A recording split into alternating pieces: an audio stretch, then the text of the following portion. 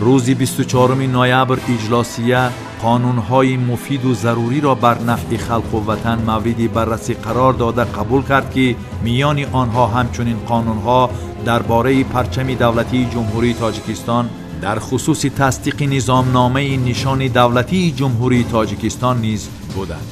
قبول پرچم و نشان دولتی جمهوری تاجیکستان همچون رمز استقلال و صاحب اختیاری جمهوری تاجیکستان با کفکوبی بر دوام استقبال گرفته شد.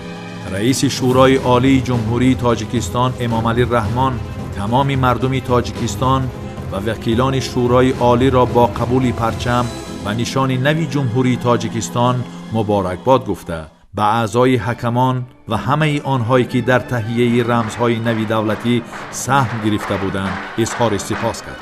رئیس شورای عالی امام علی رحمان اعلان داشت: دوستان گرامی، این دقیقه ها پرچم نوی جمهوری صاحب استقلال تاجیکستان که به تازگی قبول نموده ایم تمام تاجیکستان را متحد می سازد.